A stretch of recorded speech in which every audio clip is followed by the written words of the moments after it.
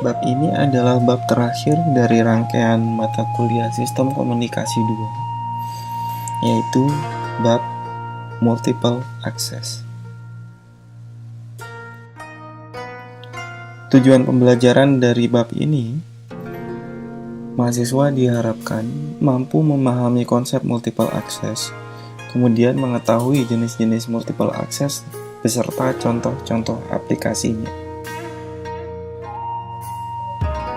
Outline dari bab ini, cara lain, definisi multiple access, sistem duplexing, jenis multiple access,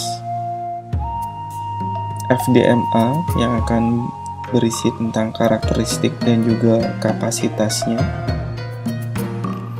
TDMA berisi tentang karakteristik dan juga kapasitasnya, FDMA yang berisi juga tentang karakteristik dan kapasitasnya. Multiple access. Multiple access dapat didefinisikan sebagai suatu metode untuk menggunakan kanal secara bersamaan. Multiple access berfungsi untuk mengatur penggunaan kanal oleh user sehingga memiliki komunikasi yang bebas dari interferensi. Menyalurkan beberapa informasi secara serentak dalam satu kanal. Fungsi yang terakhir adalah untuk efisiensi kanal. Sistem duplexing. Sistem komunikasi duplex merupakan sistem komunikasi dua arah yang memungkinkan penggunanya untuk mengirim dan menerima informasi secara bersamaan.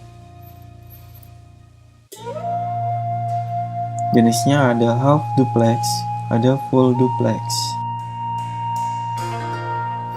Teknik duplexing. Frekuensi division duplex atau FDD.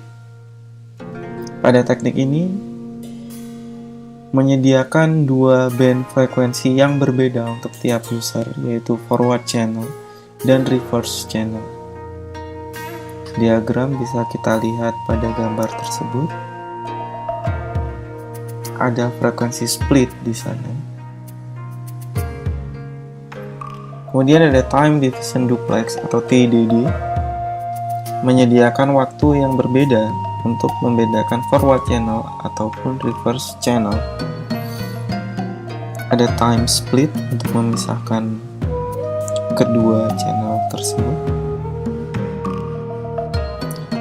Jenis multiple access ada FDMA atau frequency division multiple access, TDMA atau time division multiple access, kemudian CDMA, code division multiple access. FDMA menempatkan setiap user pada kanal frekuensi yang berbeda-beda. Kanal frekuensi ini disediakan berdasarkan permintaan user yang menginginkan layanan. Pada periode panggilan, tidak ada user manapun yang bisa menggunakan kanal frekuensi yang sama. Dari diagram atau grafik tersebut bisa kita lihat bagaimana sistem pembagian kanal pada FDMA. Karakteristik FDMA antara lain pembagian kanal berdasarkan pembagian frekuensi. Pengiriman dan penerimaan informasi berlangsung dalam waktu yang bersamaan. FDMA mempunyai bandwidth yang lebih sempit, yaitu sekitar 30 kHz. Lower transmission overhead. Proses handoff cukup kompleks, tidak fleksibel terhadap layanan-layanan baru. Control channel terletak di frekuensi 1 untuk menghandle pemutusan hubungan, serta bersifat continuous transmission. Kapasitas FDMA. Kapasitas kanal pada FDMA dirumuskan menjadi N sama dengan BT dikurangi 2B guard per BC, dengan keterangan bahwa BT adalah total alokasi spektrum pada sistem FDMA, B guard adalah guard band yang letaknya berada pada ujung spektrum frekuensi, sedangkan BC adalah bandwidth kanal. Berikut ini adalah gambar yang menunjukkan sistem FDMA. TDMA. Sistem TDMA membagi kanalnya menjadi beberapa time slot. Satu time slot digunakan oleh satu user untuk mengirimkan informasi maupun untuk menerima informasi. Sistem TDMA mengirimkan data dengan metode buffer and burst, sehingga proses transmisi dari tiap user tidak berlangsung secara kontinu.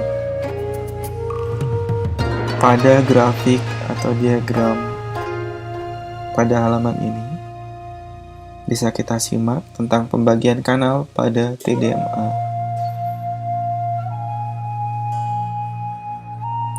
Karakteristik TDMA: alokasi kanal berdasarkan time slot. TDMA menggunakan satu frekuensi carrier yang sama pada banyak user. Tiap user dibedakan dari time slot-nya. Jumlah time slot per frame tergantung banyak hal, diantaranya teknik modulasi, available bandwidth, dan lain-lain. Data transmission bersifat burst transmission.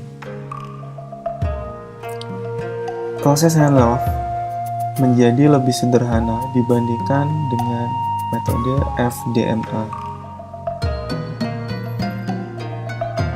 Pada TDMA memerlukan bit-bit sinkronisasi. Alokasi slot bagi user bisa beragam tergantung pada kebutuhan traffic dari user. Kanal dan struktur frame TDMA. Jumlah kanal adalah M besar sama dengan M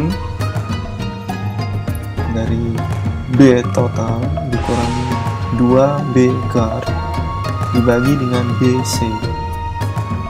Dapat diagram struktur frame TDMA seperti yang bisa kita lihat pada halaman ini. CDMA. Semua user pada sistem CDMA menggunakan frekuensi carrier yang sama dan waktu pengiriman yang serempak. Setiap user memiliki kode pseudorandom yang berbeda dan saling ortogonal satu sama lain.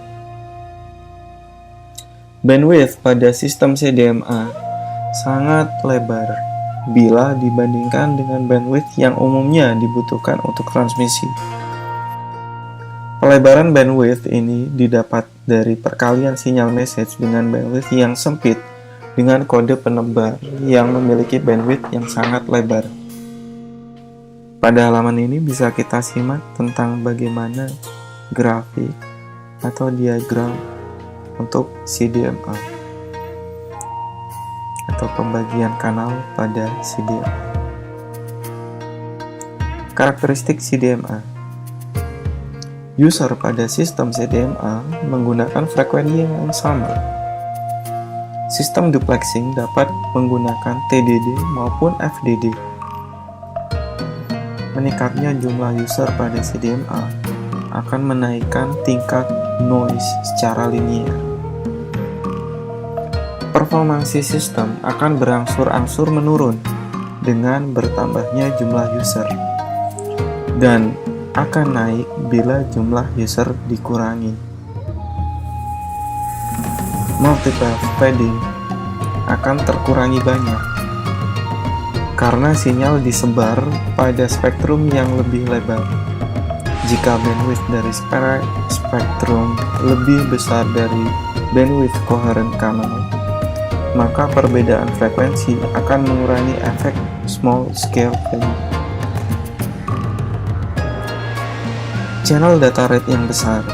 Konsekuensinya, durasi simbol akan sangat pendek dan biasanya akan lebih kecil dari waktu delay spread kanal. Self-jamming merupakan masalah pada CDMA. Self-jamming meningkat jika spread sequence dari user yang berbeda tidak benar-benar ortogonal. Kapasitas CDMA bisa diketahui dengan persamaan N sama dengan 1 plus W per R dibagi dengan EB per NO dikurangi eta per S, di mana N besar merupakan jumlah user yang dapat dilayani, W menyatakan bandwidth total CDMA, R merupakan rate bit informasi, eta merupakan rapat daya noise, dan S merupakan daya sinyal. Terima kasih dan selamat belajar.